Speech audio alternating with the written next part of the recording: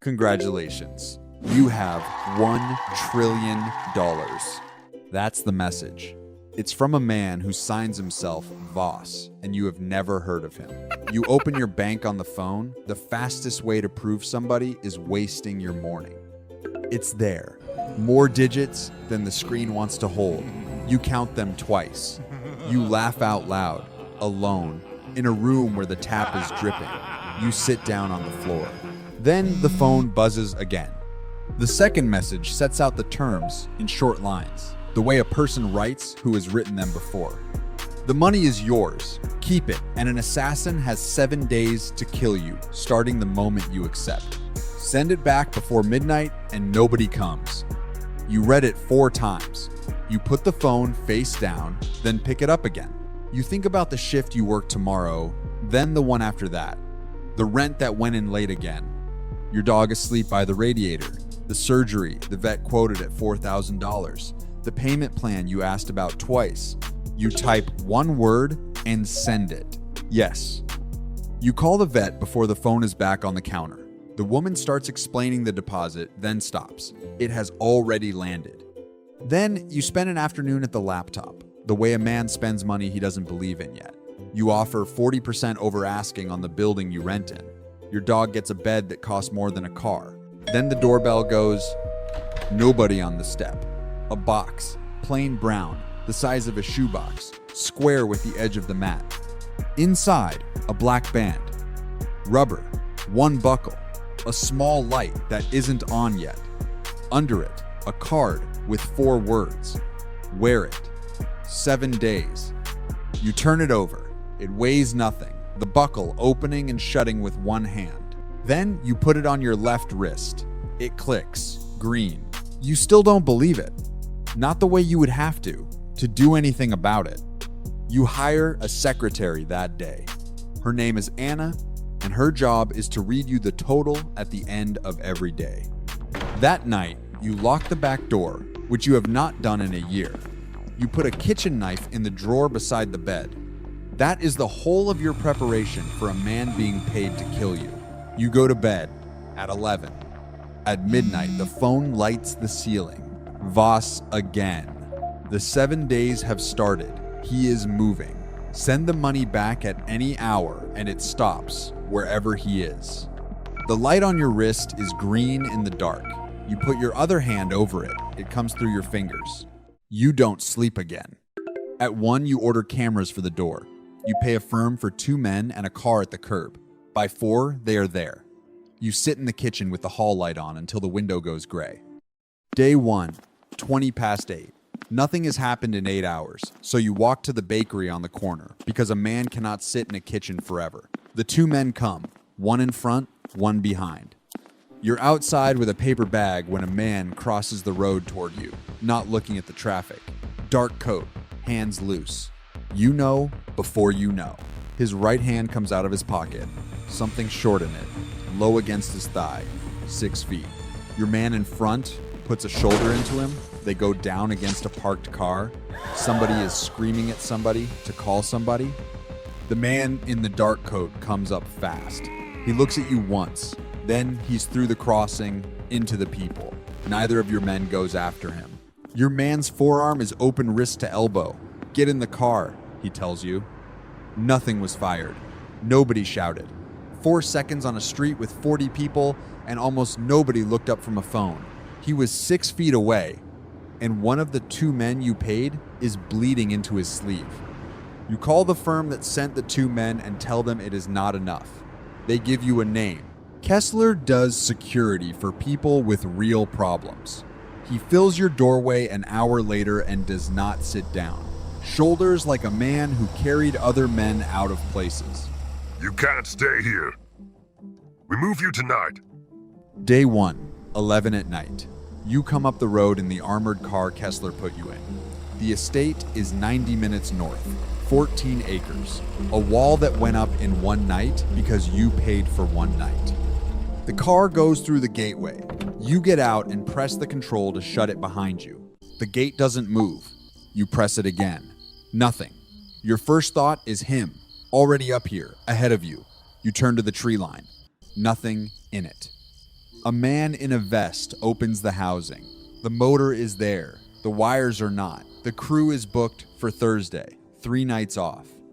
So, you buy Thursday. You call at 11:05, raising the number until a van turns around on the motorway. Until it comes, the gate stays open. The van comes at 11:40. 2 men you have never seen. One crosses the gravel with a hand inside his jacket, and Kessler's man steps in front of you before you can move. He takes out a pair of pliers. The gate touches the post at 8 minutes past midnight. You feel it through the ground before you hear it. Day 1. 6 to go. Anna reads the number. $300 million spent. Day 2, morning. You sleep 11 hours. Nobody walks to a bakery from here. There are eggs on the table when you come down, made by a woman who says your name like she's known you a while. You open your bank on the phone. The account is there, the number too long for the screen. Voss 1 line above it. Send it back, and it stops. Your thumb stays over send, then you lock the phone and set it down. 6 days left, you can hold 6 days. Then you buy the eyes. 40 monitors, drones on a loop, thermal on the tree line, 700 million before lunch, 1 billion now. But here's the thing. Everybody in this house is here because you pay them, and you pay 4 times what anybody else would. The woman in the kitchen, the men on the wall. You looked at that number and told yourself, a man who pays 4 times over does not get sold. At midnight, Voss asks whether you want to continue. You type yes. His reply is 1 line. One of the people you pay is now paid by me as well. You read it 4 times. He doesn't say which one. Day 4. Day 3 came and went behind the wall. Nothing on the cameras, nothing on the thermal, nothing at the gate. So you buy more wall. From the laptop, a second ring of men. More cameras, floodlights for the tree line, to watch the first ring that did not keep him off you at the bakery. That afternoon, you notice one of the new men. His name is Doyle.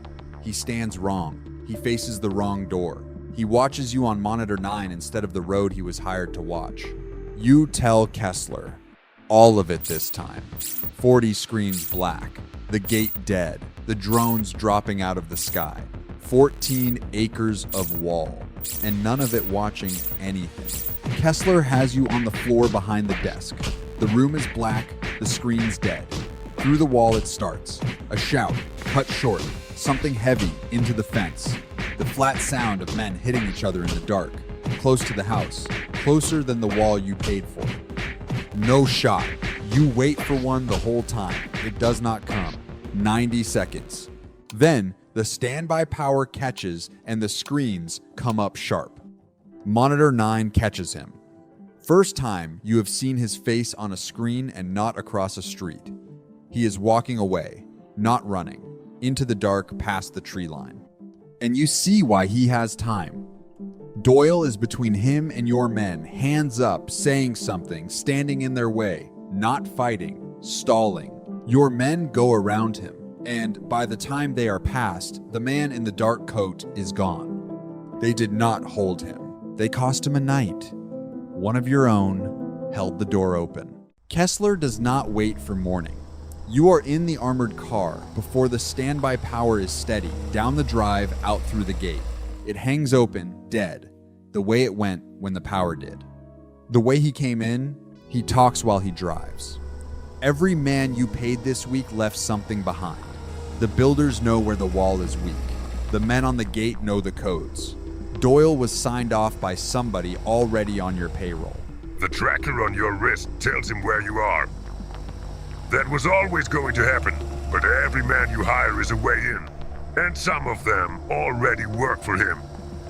You put your thumb on the buckle. Take it off, and the money stays in the account.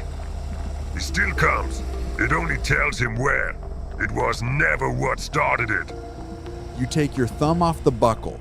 In the front seat, Anna writes the day's number, 50 billion. Nobody asks why you kept the band on. 3 of them now. You do not know the other 2. Day 5, 6 in the morning. You slept in the car at the side of the road, 2 men awake in the front. Anna brings you coffee and a blanket. She asks if you slept. You say you did. She does not believe you. She hands you the cup. You have never been on a plane. Now you buy one, because a plane takes the wall, the road, every man on your payroll off the board at once. Then, you do the thing only a fortune can do. You buy every other flight out of the region for the day, every charter, every slot, every strip within 200 miles, grounded. When you go up, there is nothing else in the sky to follow. You fly with 2 people, Kessler, who has kept you alive 4 days, and Anna, who reads the number. An hour up, the pilot's voice changes. He is talking about fuel, a reading dropping faster than it should. He keeps it level. He keeps his voice flat, which is worse than if he shouted, "You think about the message. Somebody fueled this plane this morning." He puts it down hard on a strip in the middle of nothing.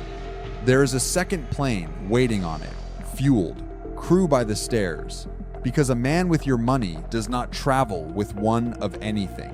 You move to it before the first one's engines are cold. $200 billion in a day. Anna reads the number. 250 billion.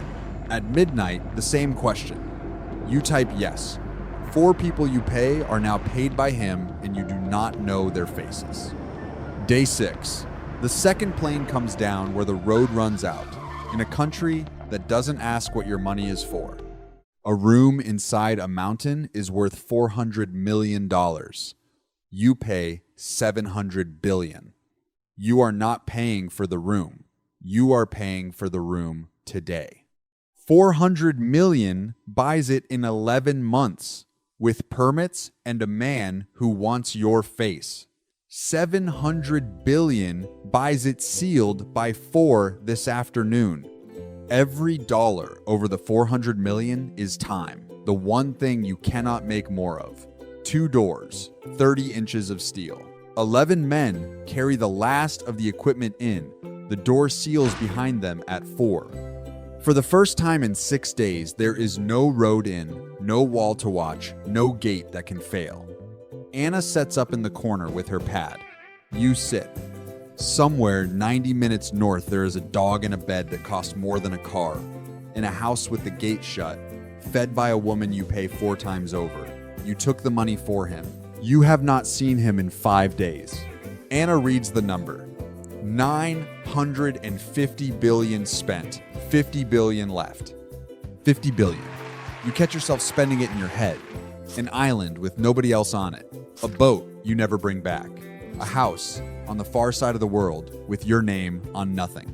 If you walk out of here, there is a whole clean life in that 50 billion. You let your shoulders down. You think it might be over. At 7 the next morning, the phone finds 1 bar and lights up. Voss, one last time. He has paid 1 more man, the most he has paid anyone. He does not say who. 3 people are behind the steal. You, Kessler, Anna. You look at Kessler. He set every code, chose every man, walked every corridor before you were allowed to. If Voss bought anyone worth that price, it is the man who can open the steal. You send him out of the bunker. He goes, and the door seals behind him. Anna stays. Anna only ever counts. The door seals behind Kessler. It is you and Anna now. The clock is slow. You keep looking at it. 11, a quarter past, half. Nothing comes down the corridor. Nothing knocks on the steel, and the quiet starts to feel like the far side of it. 20 to midnight. You have almost let yourself believe you will make it. Anna stands up. She does not stand up the way a person stands to stretch. She crosses the room to the panel by the inner door, pad still in her hand, and she does not look at you while she does it. You are out of your chair. You say her name. She puts in the code. The inner door opens, and the man in the dark coat is on the other side of it. The gun comes up before you have moved. The sound fills the steel room and keeps going. Your arm turns hot and wrong below the shoulder. Your hand stops answering. You run. There is a second room behind the first, and you are through the door before you have thought the word, your good hand hauling it shut. You throw the last bolt. There is no handle on his side, no lock he can turn. For a moment, there is nothing.